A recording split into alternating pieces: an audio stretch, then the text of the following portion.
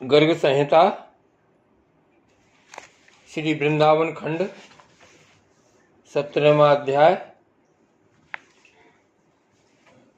श्री कृष्ण का गोप देवी के रूप से वृषभान भवन में जाकर श्री राधा से मिलना।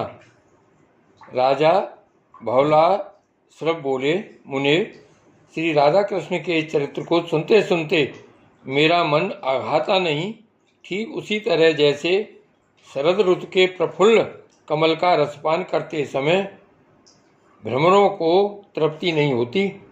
ब्रह्मन तपोधन श्री कृष्ण पत्नी रासेश्वरी द्वारा तुलसी सेवन का व्रत पूर्ण कर लिए जाने के बाद जो वृतांत घटित हुआ वह मुझे सुनाइए। श्री नारद जी ने कहा, राजन, श्री राधिका की तुलसी सेवा के निमित्त की गई तपस्या को जानकर उनकी प्रीति की परीक्षा लेने के लिए एक दिन भगवान श्री कृष्ण वृषभानपुर में गए। उस समय उन्होंने अद्भुत गोपांगना का रूप धारण कर लिया था। चलते समय उनके पैरों से नूपुरों की मधुर झनकार हो रही थी। कटकी करधनी में लगी हुई क्षुद्र घंटिकाओं की भी मधुर खनखनाहट सुनाई पड़ती थी। अंगुलियों में मुद्रिकाओं की अपूर्व शोभा थी। कलाइयों में रतन जड़ित कंगन, बाहों में बाजूबंद, बाहों में भुजबंद तथा कंठ एवं वक्षस्थल में मोतियों के हार शोभा दे रहे थे। बाल रवि के समान दीप्तमान शीश फूल से सुशोभित केश पासों की बेड़ी रचना में अपूर्व कुशलता का परिचय मिलता था। नासिका में मोती की बुलाक हिल रही थी। शरीर की दिव्य आभा स्निग्ध अलकों के समान ही श्याम थी। ऐसा रूप धारण करके श्री हरि ने वृषभान के मंदिर को देखा। खाई और परकोटों से युक्त वह वृषभान भवन 4 दरवाजों से सुशोभित था तथा प्रत्येक द्वार पर काजल वर्ण के समान वाले गजराज झूमते थे, जिससे उस राजभवन की मनोहरता बढ़ गई थी। उस मंडप का प्रांगण वायु तथा मन के समान वेगशाली एवं हार और चमरों से सुसज्जित विचित्र वर्ण वाले अस्त्रों से शोभा पा रहा था। नरेश्वर, सवत्सा गौओं के समुदाय तथा धर्म धुरंधर वृषभ वृंद से भी उस भवन की बड़ी शोभा हो रही थी। बहुत से गोपाल वहां बंसी और बैंत धारण किए गीत गा रहे थे। मायामयी युवती का वेश धारण किए श्याम सुंदर उस प्रांगण से अंतःपुर में प्रविष्ट हुए, जहाँ कोटि सूर्यों के समान कांतिमान कपाटों और खम्भों की पंक्तियां प्रकाश फैला रही थीं। वहाँ के रत्न मंडित आंगनों में बहुत सी रत्न स्वरूपा ललनाएं सुशोभित हो रही थीं। वीणा, ताल और मृदंग आदि बाजे बजाती हुई वे मनोहारिणी गोप सुंदरियां फूलों की छड़ी लिए श्री राधिका के गुण गा रही थीं। उस अंतःपुर में दिव्य एवं विशाल उपवन की छटा छा रही थी। उसके भीतर अनार, कुंद, मंदार, नींबू तथा अन्य ऊंचे ऊंचे वृक्ष लहला रहे थे। केतकी, मालती और माधवी लताएं उस उपवन को सुशोभित करती थीं। वहीं श्री राधिका का निकुंज था, जिसमें कल्प वृक्ष के पुष्पों की सुगंध भरी थी। नृपेश्वर, उस उपवन में मधु पीकर मतवाले हुए भौरे टूट पड़ते थे। वहाँ शीतल मंद सुगंध वायु चल रही थी, जो सहस्त्र दल कमलों के पराग को बारंबार बिखेरा करती थी। उस उद्यान में निकुंज शिखरों पर बैठे हुए नर कोकिल, मादा कोकिल, मोर, सारस और शुक पक्षी मीठी आवाज में गूंज रहे थे। वहाँ फूलों की सहस्त्रों सैयाएं सज्जित थीं और पानी की हजारों नहरें बह रही थीं। वहाँ के मेघ मंदिर में सैकड़ों फुहारे छूट रहे थे। बाल सूर्य के समान क्रांतिमान कुंडल तथा विचित्र वर्ण वाले वस्त्र धारण किए करोड़ों सुंदर मुखी सखियां वहाँ श्री राधा के सेवा कार्य में अपनी कुशलता का परिचय देती थीं। उनके बीच में श्री राधिका रानी उस राजमंदिर में टहल रही थीं। वह राजमंदिर केसरिया रंग के सूक्ष्म वस्त्रों से सजाया गया था। वहाँ की भूमि पर पर्वतीय पुष्प, जलज पुष्प तथा स्थल पर होने वाले बहुत से पुष्प और कोमल पल्लव इतनी अधिक संख्या में बिछाए गए थे कि वहाँ पांव रखने पर गुल्प घुट्टी तक का भाग ढक जाता था। मालती के मकरंदों की बूंदें वहाँ झरती रहती थीं। ऐसे आंगन में करोड़ों चंद्रों के समान कांतिमती कोमलांगी एवं कृशांगी श्री राधा धीरे धीरे अपने कोमल चरणार बिंदों का संचालन करती हुई घूम रही थीं। मणिमंदिर के आंगन में आई हुई उस नवीना गोप सुंदरी को ब्रजभानु नंदिनी श्री राधा ने देखा। उसके तेज से वहाँ की समस्त ललनाएं हतप्रत हो गईं।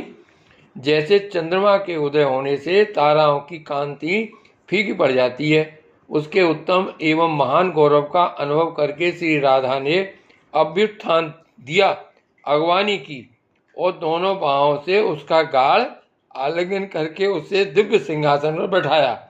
फिर लोक रीत के अनुसार जल आदि उपचार अर्पित करके उसका सुंदर पूजन आदर सत्कार आरंभ किया।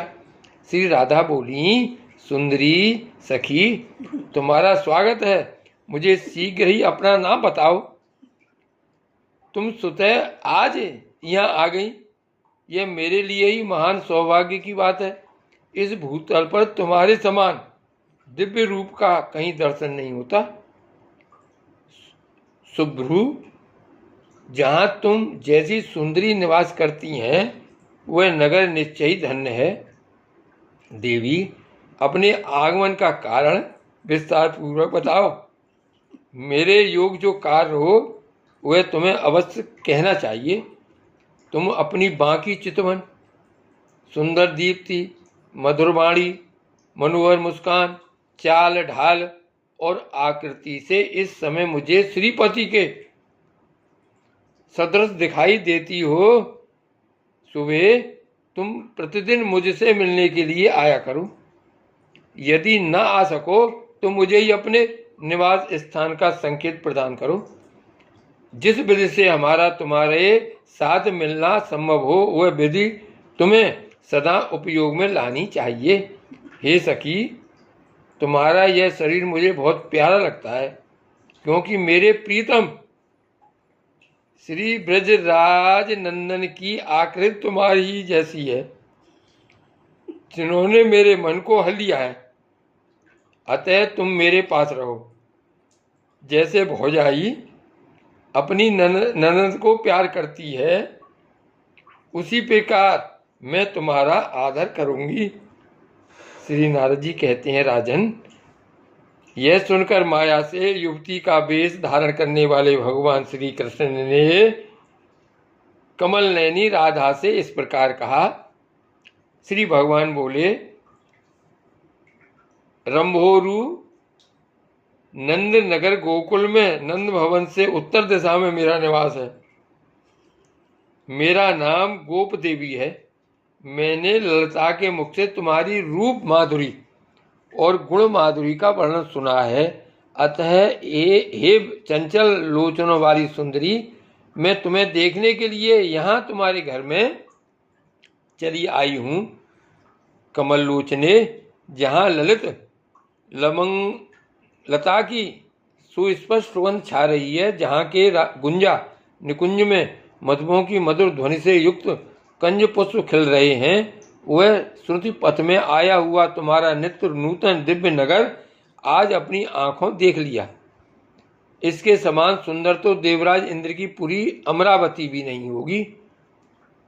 श्री नारद जी कहते हैं, मिथिलेश्वर, इस प्रकार दोनों प्रियतम का मिलन हुआ। वे परस्पर प्रीत का परिचय देते हुए वहां उपवन में शोभा पाने लगे। पुष्प में कंदुक गेंद के खेल खेलते हुए वे दोनों हंसते और गीत गाते थे। वन के वृक्षों को देखते हुए वे इधर उधर विचरने लगे। राजन, कला कौशल से संपन्न कमल लोचना राधा को संबोधित करके गोप देवी ने मधुर वाणी से कहा। गोप देवी बोली, ब्रजेश्वरी, नंद नगर यहाँ से दूर है और अब संध्या हो गई है। अतः जाती हूँ। कल प्रातः तुम्हारे पास आऊंगी, इसमें संशय नहीं है। श्री नारद जी कहते हैं, राजन, गोप देवी की यह बात सुनकर ब्रजेश्वरी श्री राधा के नैनों से तत्काल आंसुओं की धारा बह चली।